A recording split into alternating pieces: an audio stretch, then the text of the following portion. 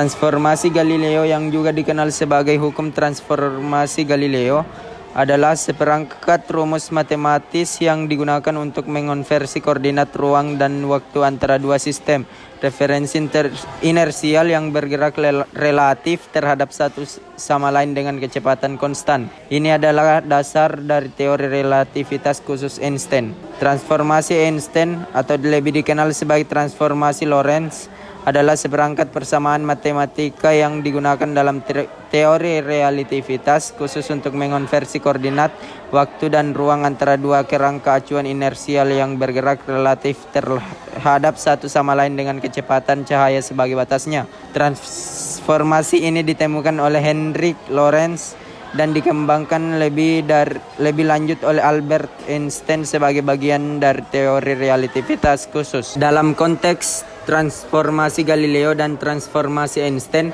ada tiga hal yang dapat ditinjau apabila gerak dapat dikatakan relatif, yaitu: 1. Kejadian merujuk pada suatu peristiwa atau fenomena yang terjadi dalam ruang waktu. 2. Pengamat. Pengamat adalah entitas yang mengamati atau mengukur kejadian tersebut dari suatu kerangka acuan tertentu. 3. Kerangka acuan. Kerangka acuan adalah sistem referensi yang digunakan oleh pengamat untuk mengukur posisi dan waktu kejadian tersebut. Dalam teori relativitas khusus, penting untuk memperhitungkan bahwa pengamat yang bergerak relatif terhadap suatu kejadian mungkin akan mengukur waktu dan posisi kejadian tersebut berbeda dari pengamat yang diam relatif terhadap kejadian tersebut. Oleh karena itu, transformasi koordinat diperlukan untuk mengonversi hasil pengukuran antara kerangka acuan yang bergerak relatif. Dalam konteks relativitas khusus, terdapat dua postulat utama yang membentuk dasar teori tersebut. 1. Postulat kecepatan cahaya tetap. Postulat ini menyatakan bahwa kecepatan cahaya dalam vakum memiliki nilai yang tetap, independen dari kecepatan pengamat atau sumbernya. Dalam teori relativitas khusus, kecepatan cahaya dalam vakum adalah konstanta universal yang disimbolkan oleh C dan memiliki nilai sekitar 299,792,458 meter per detik. 2. Prinsip relativitas. Prinsip ini menyatakan bahwa hukum fisika memiliki bentuk yang sama dalam semua kerangka acuan inersial yang bergerak lurus dan kecepatan konstan relatif satu sama lain. Artinya, tidak mungkin untuk menentukan apakah suatu kerangka acuan dalam keadaan diam atau bergerak konstan dengan kecepatan konstan berdasarkan pengamat di dalamnya. Postulat-postulat ini membentuk dasar bagi teori relativitas khusus yang dikembangkan oleh Albert Einstein pada tahun 1905.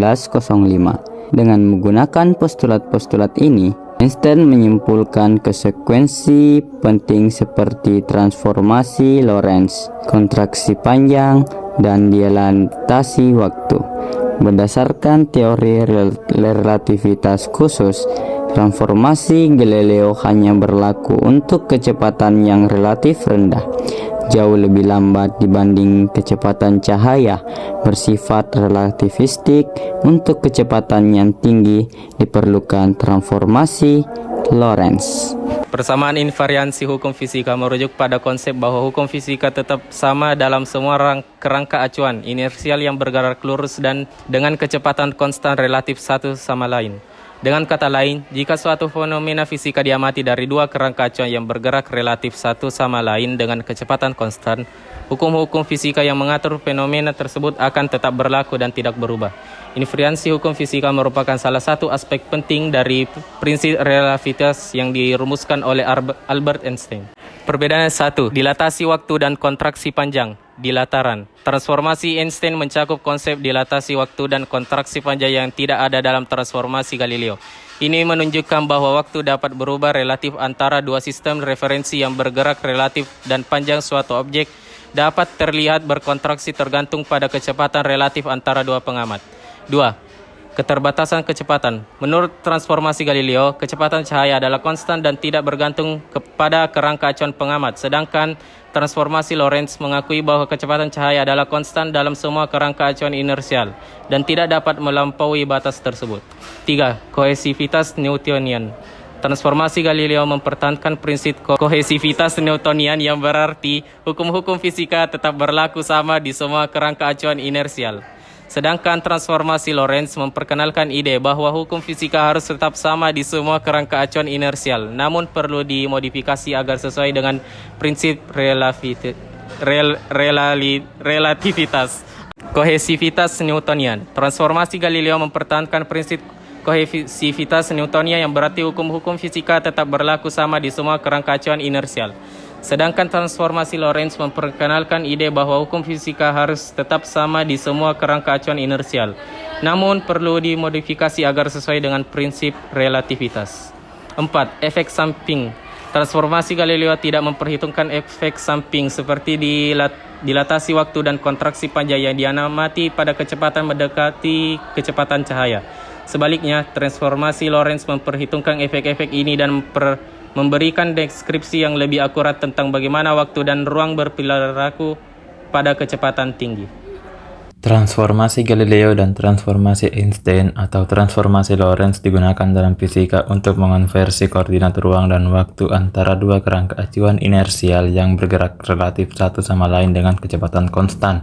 Berikut adalah beberapa penerapannya. 1. Dinamika benda bergerak. Transformasi Galileo sering digunakan dalam mekanika klasik untuk menganalisis gerakan benda relatif terhadap kerangka acuan lain dengan kecepatan yang jauh lebih kecil daripada kecepatan cahaya. Namun, ketika kecepatan mendekati kecepatan cahaya, transformasi Einstein diperlukan untuk memperhitungkan efek relativitas gerak. 2. Telekomunikasi. Dalam teknologi telekomunikasi, khususnya dalam sistem GPS, transformasi Einstein penting untuk memperhitungkan efek relativitas waktu. Karena satelit GPS bergerak dengan kecepatan yang sangat tinggi relatif terhadap pengamat di permukaan bumi, efek dilatasi waktu harus diperhitungkan agar perhitungan posisi yang akurat. 3. Fisika partikel. Dalam fisika partikel, terutama di percobaan-percobaan yang melibatkan partikel bermuatan yang bergerak dengan kecepatan tinggi, transformasi Einstein sangat penting untuk menghitung energi, momentum, dan perilaku partikel tersebut. 4. Astronomi. Dalam astronomi, ketika mempelajari objek-objek seperti bintang ganda atau fenomena relativistik seperti ledakan supernova,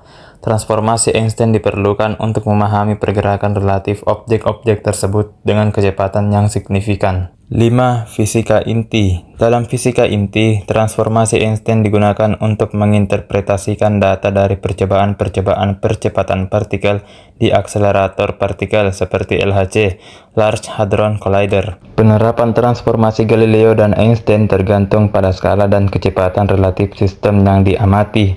Untuk kecepatan yang rendah dan skala kecil, transformasi Galileo memberikan perkiraan yang baik.